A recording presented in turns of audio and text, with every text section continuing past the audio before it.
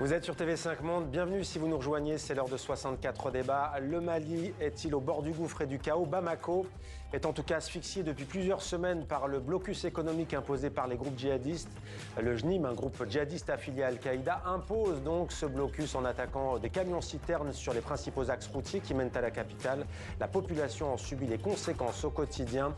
Avec nous pour en parler, Niagale Bagayoko, bonsoir. Soyez la bienvenue sur TV5 Monde, qui est un peu votre maison d'ailleurs, avec les mots de la paix. Vous êtes politologue, spécialiste des questions de sécurité en Afrique. Nicolas Normand, bonsoir. Bienvenue à vous également. Vous avez été ambassadeur de France au Mali et en direct d'Abidjan en Côte d'Ivoire. Thiéman Coulibaly, ancien ministre malien des Affaires étrangères. Merci beaucoup d'être avec nous. Sur TV5 Monde, ma première question, Thiéman Coulibaly, le Mali est-il donc, comme on se le demande ce soir, au bord du gouffre? Les djihadistes sont-ils aux portes du pouvoir? Écoutez, moi j'ai eu des entretiens avec des collègues à vous, je leur avais dit que ce n'est pas du tout ce que je pense. Même s'il est clair que la situation est difficile et que le Mali court des risques de grands désordres et de ruptures qui pourraient profiter à certains groupes, ça c'est clair. Mais le sensationnalisme que moi je perçois dans beaucoup de médias aujourd'hui, disant que tout va tomber, tout va s'effondrer. Nous n'en sommes pas là encore. Une jeune TikTokeuse, une jeune TikTokeuse fusillée en public. Certes, ce n'était pas aux portes de Bamako. On sent quand même qu'il y a peut-être un cap qui est franchi. Absolument. Absolument, il y a un cap qui a été franchi là. Ça nous rappelle des scènes qui s'étaient produites en 2012. Ça, c'est clair, c'est d'une tristesse sans nom. Et ce que je pense, c'est qu'aujourd'hui, les citoyens maliens sont pris entre plusieurs menaces. Celles de ces groupes armés qui commettent ce genre d'actes pour en rajouter à la terreur.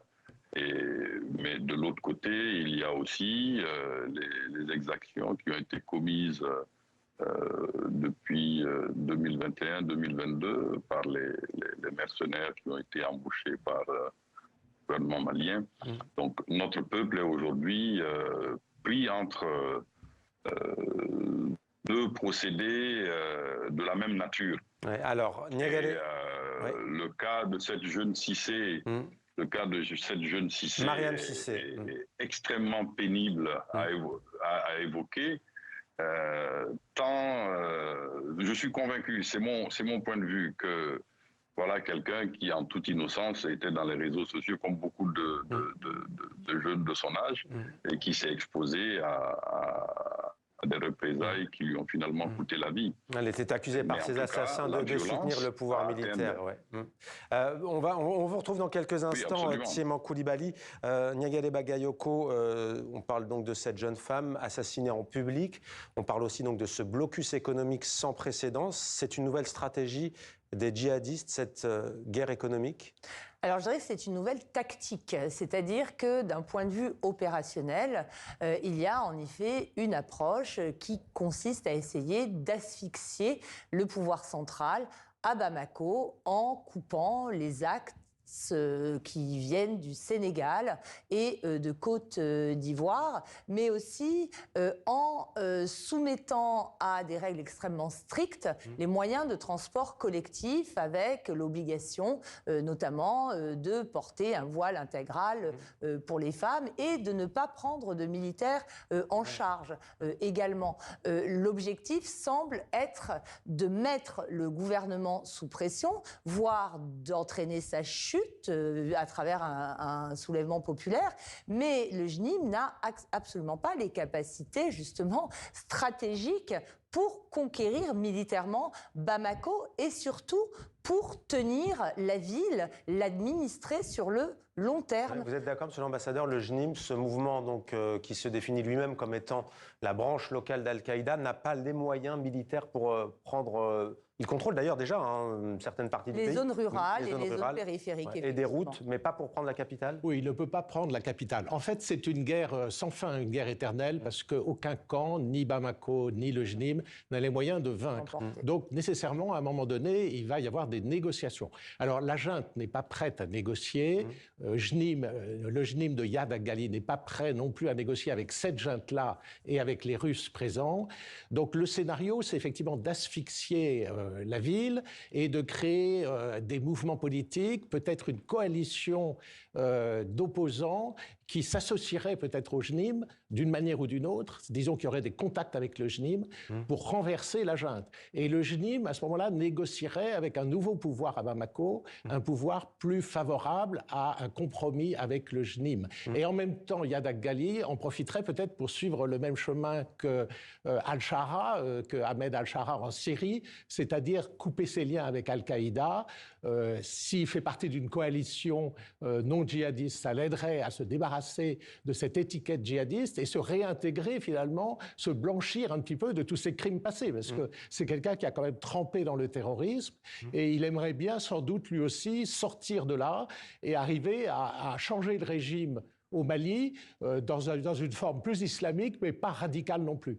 Je crois que c'est le scénario visé par Iyad Ghali actuellement. Tieman Coulibaly, j'ai lu une entrevue de vous. Dites-moi si vous confirmez pas. Vous appelez les militaires au pouvoir au Mali à négocier avec cet homme que vient de citer Nicolas Normand, Iyad Ghali, donc chef de guerre Touareg, chef djihadiste désormais à la tête du JNIM, qu'on appelle aussi le GSIM.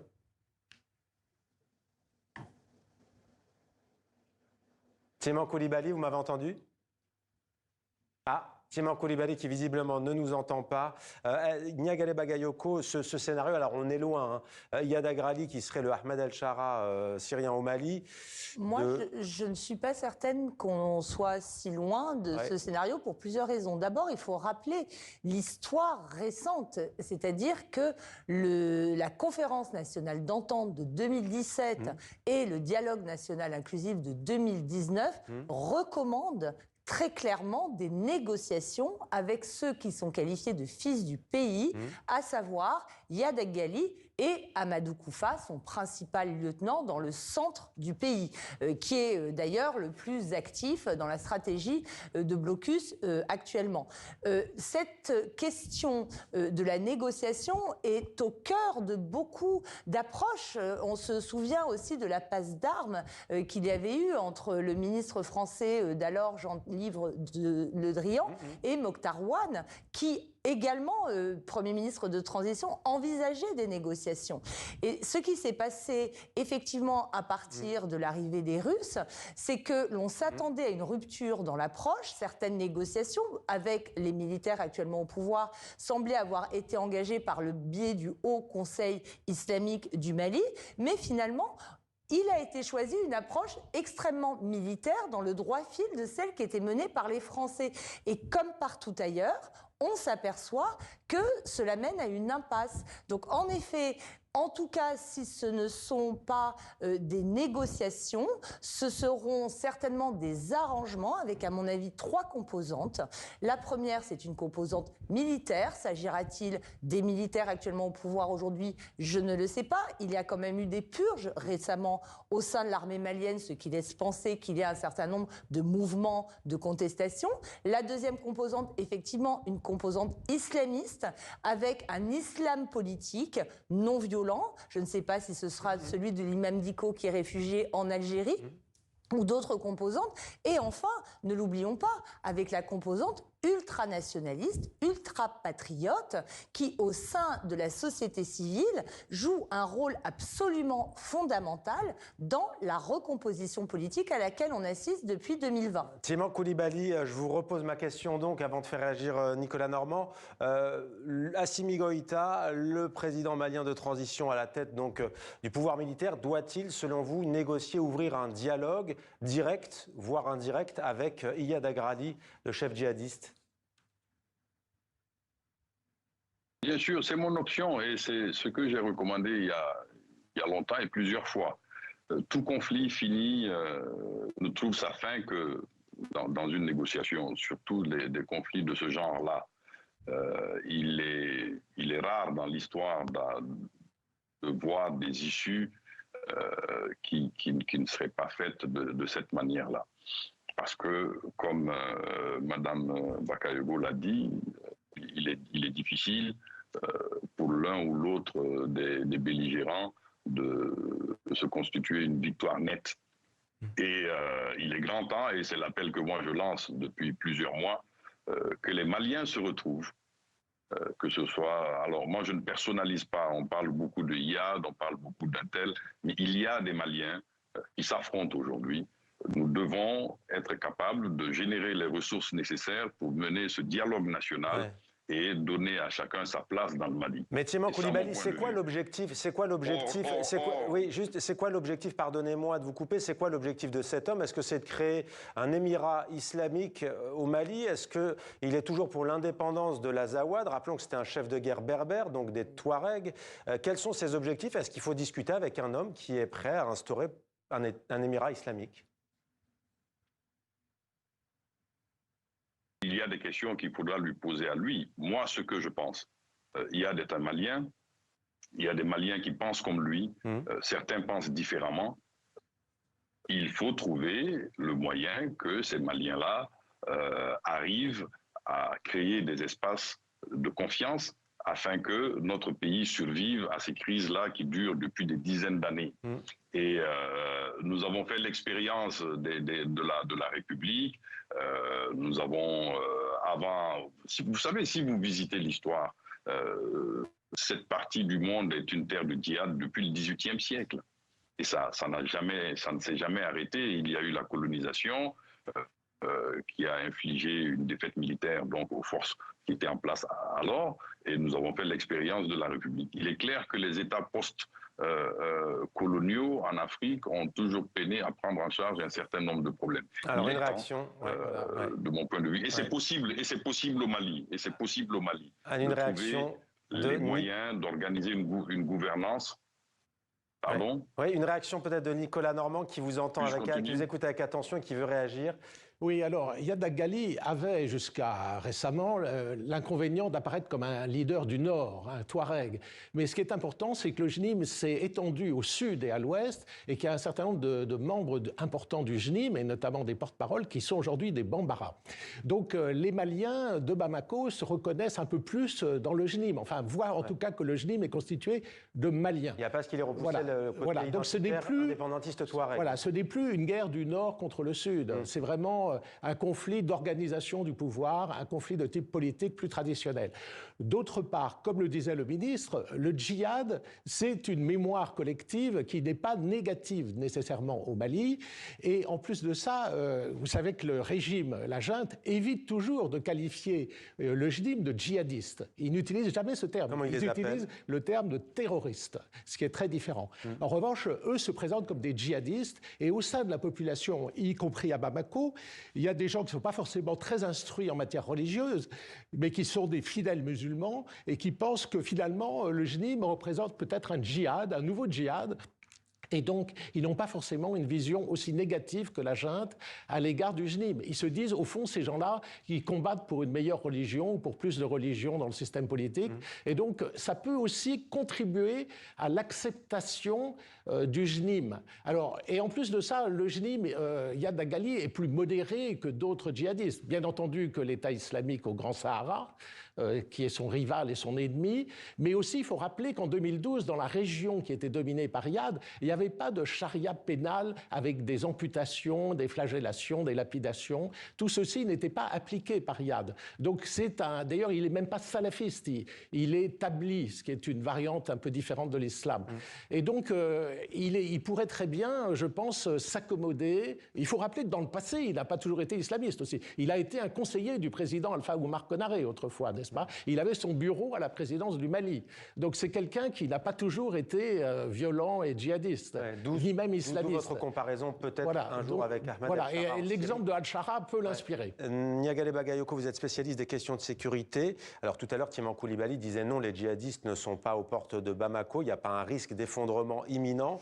Tout de même, est-ce que ce n'est pas un échec cuisant pour ces militaires au pouvoir qui se sont détournés de la France pour aller vers un allié russe? Est-ce que ce n'est pas un échec? Thiéman Coulibaly parlait aussi d'exactions de mercenaires. Il n'a pas cité les Russes. On imagine Thiéman Coulibaly qui est toujours avec nous, de Wagner notamment, qui n'existe plus sous ce nom. Échec ou pas des militaires au pouvoir? Mais c'est un échec collectif, c'est-à-dire que depuis 2012, tous les acteurs qui ont essayé de contenir, voire d'éradiquer, avec une ambition, à mon avis, démesurée, la progression et surtout l'enracinement du JNIM, ont échoué. C'est le cas de la France. Ça a été le cas des forces africaines qui ont été déployées. On a oublié le G5 Sahel, défunt désormais, mais il y a eu ces tentatives-là. C'est le cas également des autorités au pouvoir aujourd'hui, tout comme de leurs partenaires russes. La question qui se pose d'une manière générale et sur la scène internationale en général, c'est de savoir quelles sont les réponses opérationnelles à apporter à un type de conflit qui, à l'évidence, échappe aux plus grands moyens militaires, aussi sophistiqués soient-ils et aussi impitoyables soient-ils, puisque vous parlez des exactions qui ont été commises. On voit très bien qu'on est face à un type de guérilla qui, depuis finalement la guerre du Vietnam, échappe à toutes les réponses militaires, strictement militaires, qu'on cherche à lui apporter. Timon Coulibaly, on a toute une région qui est aujourd'hui perturbée avec ce blocus économique, coupure d'électricité dans plusieurs régions du Mali, des files d'attente notamment devant les stations de carburant, le pouvoir d'achat qui chute drastiquement pour une population qui pour la plupart manque de beaucoup de choses déjà, et ce n'est pas nouveau depuis des années. Comment faire aujourd'hui concrètement? On a le sentiment d'ailleurs que cette communauté internationale qu'évoquait Niagale Bagayoko n'a pas vraiment les yeux rivés sur le Mali. Il y a l'Ukraine, il y a Gaza, il y a le Soudan. Le Mali a quelque peu disparu des écrans radars, peut-être d'ailleurs à cause aussi du discours de ces militaires au pouvoir. Vous savez, monsieur, Niagale Bagayoko vous a très efficacement décrit ce qui se passe. Alors, la communauté internationale, c'est très bien, mais il faut d'abord qu'elle pense à savoir, qu'elle cherche à savoir ce que veulent les Maliens. C'est extrêmement important. Que veulent les Maliens? Et je crois que le rejet dont fait l'objet une certaine tendance de l'islam à travers le monde n'est pas forcément le cas au Mali. Il faut bien le savoir, ça. Et au Mali, il y a beaucoup de musulmans en grande majorité. Il y a aussi des catholiques et des protestants et même certains qui continuent à pratiquer nos religions ancestrales. Le but du jeu est de trouver un équilibre afin que les Maliens puissent vivre ensemble dans l'équilibre. Ce qui se passe, les attaques qui sont portées sur l'outil économique, je vais appeler ça comme ça, on parle des convois de carburant, c'est un mode opératoire. L'objectif est de faire monter la pression sur les autorités et en effet de conduire à des situations de rupture en espérant leur chute par ce chemin-là. Mais je crois qu'aujourd'hui, ce qui est important, c'est de trouver le moyen. Il faut que les autorités qui aujourd'hui gouvernent le Mali comprennent que cette voie est sans issue. La guerre, surtout totale comme elle a été engagée depuis 2020-2021, il est clair qu'elle n'est pas la solution. Quelle est-elle? C'est le dialogue. C'est très clair, c'est le dialogue. Il y a d'États maliens, d'autres dirigeants qu'on pourrait définir comme djihadistes sont des Maliens. Et comment faire afin que ces Maliens se retrouvent encore une fois, trouvent le moyen. J'ai juste une question, Timon Coulibaly, juste aussi, en dehors des influences extérieures. On n'a pas parlé de la question de la société civile, il y a aussi de nombreuses personnalités emprisonnées. Vous-même, d'ailleurs, je vous pose la question, mais très court, s'il vous plaît, monsieur Coulibaly. Est-ce que vous avez le droit de retourner à Bamako ou est-ce que vous seriez arrêté illico par les militaires au pouvoir? Non, mais moi, mais bien sûr, je suis exilé depuis quelques années. D'accord. Beaucoup comme moi, certains sont en prison. C'est justement tout ce qu'il faut arrêter. Il faut arrêter cette chasse à la liberté. Il faut arrêter ce piétinement des droits publics et trouver le moyen afin que les Maliens puissent vivre chez eux tranquillement. Nicolas Normand, sur la répression et sur l'étouffement de toute voix dissidente. Voilà, ben effectivement, la junte qui, au départ, avait promis d'ailleurs de restaurer la démocratie, qui n'a jamais tenu ses promesses, s'est durcie de plus en plus. Ils n'aiment pas trop qu'on les appelle la junte, d'ailleurs. Vous qui êtes diplomate, vous connaissez le poids des mots, vous assumez. Elle est devenue une dictature véritable. Elle a d'abord dissous tous les partis politiques, remis à jamais les élections et emprisonné tous les dissidents et les opposants qui n'avaient pas eu le temps de s'enfuir à l'étranger ou bien qui restaient totalement silencieux pour échapper à l'arrestation. Et comme en plus elle n'obtient pas de résultats ni économiques, ni évidemment sécuritaire, je crois qu'elle est en train progressivement de perdre beaucoup de légitimité. Et donc avec la pression exercée maintenant par le JNIM, on est dans une situation peut-être de rupture. C'est d'ailleurs le scénario souhaité par une partie de la population et par le JNIM, qui pourrait se rejoindre là-dessus et donc trouver un terrain d'entente, comme le dit très justement Monsieur le ministre Coulibaly. Je suis tout à fait d'accord avec tout ce qu'il a dit. Je pense qu'on pourrait réformer le système politique dans un sens qui introduirait de l'islam politique, mais sans arriver à des excès comme il en existe ailleurs, que ce soit en Iran ou en Afghanistan. On peut trouver un modus vivendi qui conviendrait à la majorité de la population, voire à la totalité de la population, si nous avons un régime tolérant. Un régime tolérant, pour l'instant, ça on ne prend pas forcément signe. Est-ce qu'il contrôle vraiment tous ces hommes armés, Iyad Agrali? Et de quoi vivent-ils d'ailleurs, en fait, ces groupes? Alors, par exemple, vous faisiez référence à l'exécution de cette jeune blogueuse. Cet acte n'est pas revendiqué à ce stade. Donc, il est possible qu'il ait été perpétré par des éléments incontrôlés, justement. Pour ce qui est de la façon dont le mouvement se finance, il faut rappeler que très récemment est intervenue la libération contre rançon d'otages émiratis ainsi que d'un Iranien pour un montant de 50 millions de dollars, ce qui est un montant absolument faramineux, assorti de livraison d'armes, sans doute pour un montant de 20 millions d'euros. Le mouvement se finance aussi par l'exploitation de certains gisements aurifères, notamment dans le sud-ouest. Et il y a également le prélèvement de ce fameux impôt islamique qu'on appelle la zakat, auquel les populations des zones périphériques et rurales sont soumis. Qui ont déjà peu et qui doivent donc payer cela. Merci beaucoup, Niagale Bagayoko, pour votre éclairage. Merci beaucoup à vous d'avoir été avec nous en direct d'Abidjan. Thiéman Coulibaly, ex-ministre des Affaires étrangères, donc du Mali. Et merci à vous, Nicolas Normand, ancien ambassadeur de France au Mali également, d'avoir échangé ce soir sur ce plateau. On aura l'occasion évidemment de revenir sur la situation au Mali.